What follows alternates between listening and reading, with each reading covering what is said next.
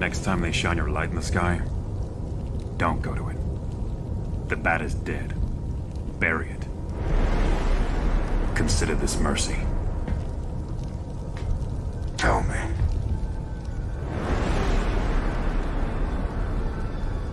Do you bleed?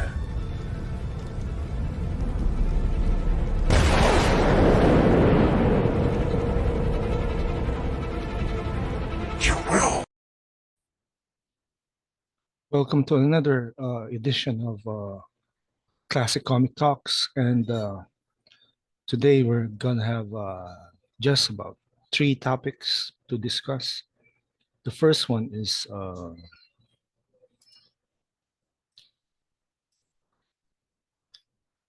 opinion piece in Bounding into Comics. Dear Bob Iger, Star Wars is not a platform for Sharmeen Obaid-Chinoy's feminist activism. This is gonna be weird. This was written by, of course, Stephen Kent. The cognitive dissonance at Disney continues in an interview with CNN upcoming Star Wars director Sharmeen Obaid-Chinoy sounded off on the historical significance of her being hired to lead the untitled Ray film, declaring that she is thrilled about the project because we're in 2024 now, and I think it's about time that we have a woman come forward to shape the story in a galaxy far, far away.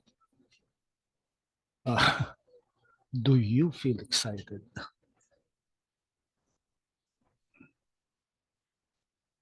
With the media interviews like this for Star Wars directors, there's not much for fans to be excited about. While journalists at CNN might find it cool that an award-winning documentarian and co-chair of the 2017 World Economic Forum annual meeting is doing a Star Wars movie. Fans tend to be motivated by more simple things like the kind of story being told and why it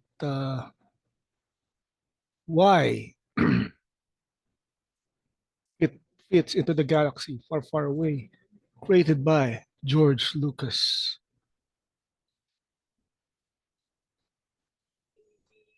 Jedi, smugglers, the Force, Inquisitors, bounty hunters, Sith acolytes, new eras of the Star Wars timeline. Does Obaid-Chinoy have anything to say about these things? Does she have some sort of misgivings about the contribution of Star Wars by women, such as Marcia Lucas, who dramatically shaped A New Hope, Star Wars Rebels co-creator Carrie Beck, or Obi-Wan Kenobi director Deborah Chow, or the work of Mandalorian director Bryce Dallas Howard, and Ahsoka directors Jennifer Getzinger and Geta Vincent Patel. Unlikely, but by all available metrics, Obaid-Chinoy is highly accomplished and talented as a filmmaker, but her interviews on this Star Wars opportunity only seems to point towards ego and using this intellectual property as a vehicle for scoring political points. Obaid-Chinoy made this clear in 2015 in an interview on stage with Jon Stewart, where she affirmed her enjoyment of making men uncomfortable after he noted that the thread in her films were men that are a-holes. I enjoy making men uncomfortable, the filmmaker declared at the time, elaborating, it is important to be able to look into the eyes of a man and say, I'm here, and recognize that I am working and bring something that makes you uncomfortable. She continued, and it should make you uncomfortable because you need to change your attitude. And it's only when you're uncomfortable, when you're shifty, when you have to have difficult conversation, that you will perhaps look at yourself in the mirror and not like the reflection, and then say, maybe there is something wrong with the way I think, or maybe there is something wrong with the way I am addressing these issues. Granted, we're talking about a woman who is making movies focused on Pakistan, where oppressive, where repressive Islamicism is the norm. However, that lens on the world is not just going to vanish from a Star Wars project developed by her.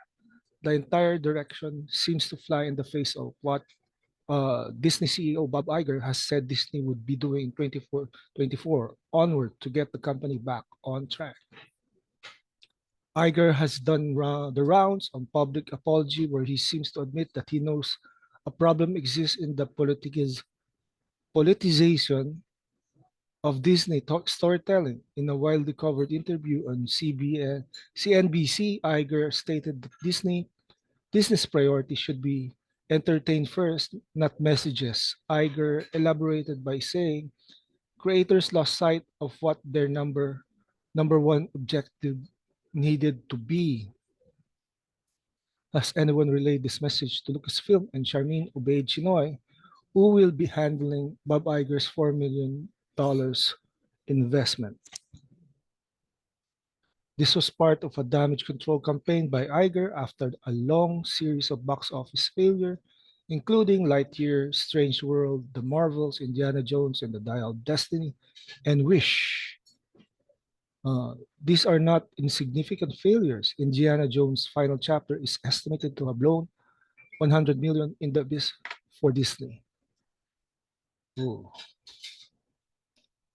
For more important, Far more importantly, it was the final ride of Harrison Ford, iconic character of Indiana Jones. To fans, these kinds of bungled story and ill-conceived theatrical releases are black marks on beloved franchises.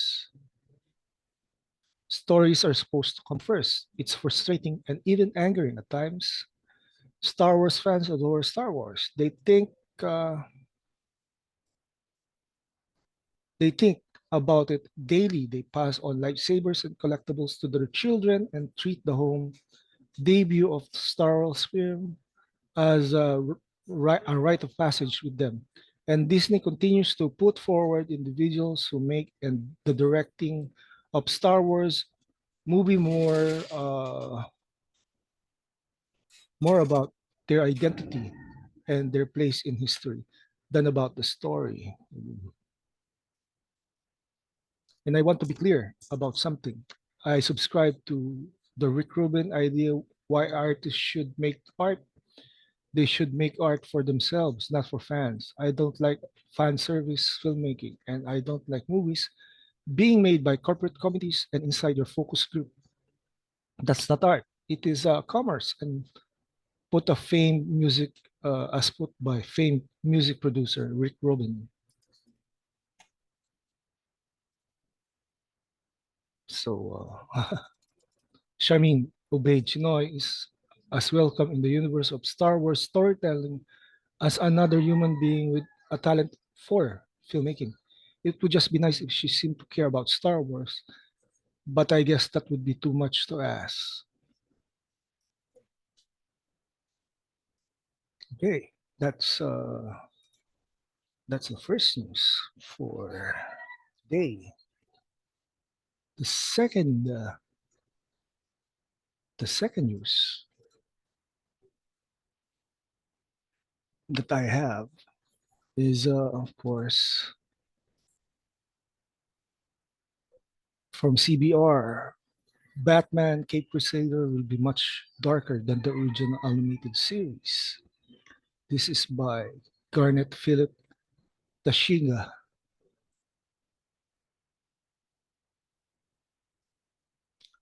So, Batman Cape Crusader is poised to return to feature a more violent and noir tone than its predecessors in the Batman animated series universe.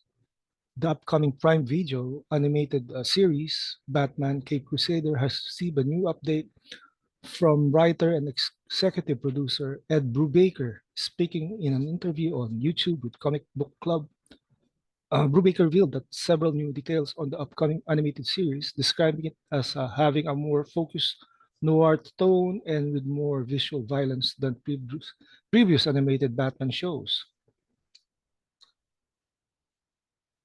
Brubaker states that the animation in the series reflects Bruce Timm's original version of Batman, the animated series,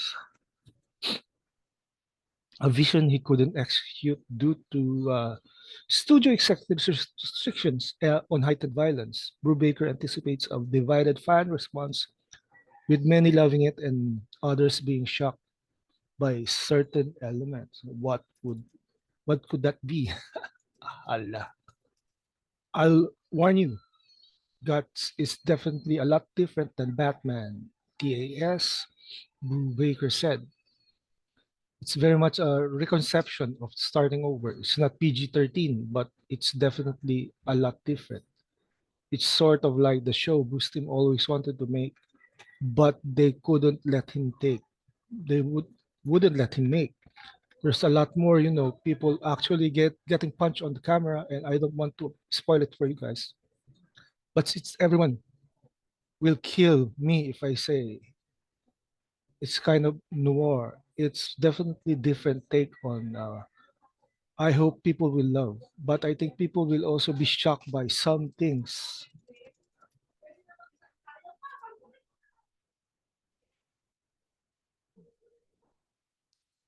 Oh, something's amiss. Brubaker went on to reveal other key details as a season one second episode being penned by Greg Rucka, showcasing an introduction of Gotham City cop Renee Montoya, and additionally, an episode on the series has been written by Halle Gross, known for her work on The Last of Us and Westworld. Brubaker shared that he had seen the first cuts of the episodes of the series and further described the writing team desire to create a PG-13 rated show, but later on succeeded in getting a PG rating. Wow, that's nice. Other executive producers attached to the show include uh, superstar collaboration of the Batman director Matt Reeves, and Star Trek Star Wars director J.J. Abrams, and the Batman animated series Bruce Timm. The Batman Keep Crusader was first announced in 2021 and picked up by for 2 seasons. So that's it for Batman. So last topic for today is, of course, Zack Snyder's Rebel Moon numbers. So this is from Cosmic Book News, written by Matt McGloin. Zack Snyder's Rebel Moon dominates Netflix rating again. This is the top 10 chart for the week of December 24 to December 31. Zack Snyder's Rebel Moon dominates Netflix rating for the second week in a row, bringing in another 34 million views for the week of December 24 to 31. With the 23.9 million from the previous week, the flick has now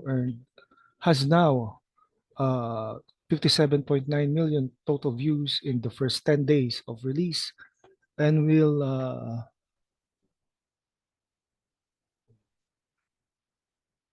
need another 77 million in the next 76 days to make it to the Netflix top 10, which counts views for the first 3 months of a movie release.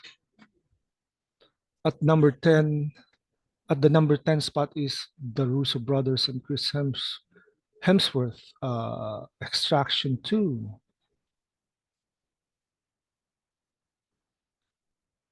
With the same views. At the same time, Red Notice is number 1 with 230.9 million views. For the second week in a row, Zack Snyder's epic science fiction fantasy Rebel Moon Part 1, The Child of Fire, landed atop the English films list and was the most watched title of the week with 34 million views. Announced Netflix with stats include the film is number one in 93 countries, including the US. Zack thanks the fan on social media. You remember these three? Number one movie in the world, period. Thank you. Right. And the other one, we did it, Rebels. Thank you for making Rebel Moon Part 1, A Child of Fire, the number one movie on Netflix worldwide. Can't wait for you to see Part 2, The Scar Giver, on April 19th. Let's see what this says. The 31 million views. Number one. The rest of this is the rest of the Netflix top 10. 77 million hours is equals to 34 million views. Well, not bad. So that's it for today. And yeah, this was fun. That was a fun film. And it was a great film. And yep. See you in the next stream. Adios.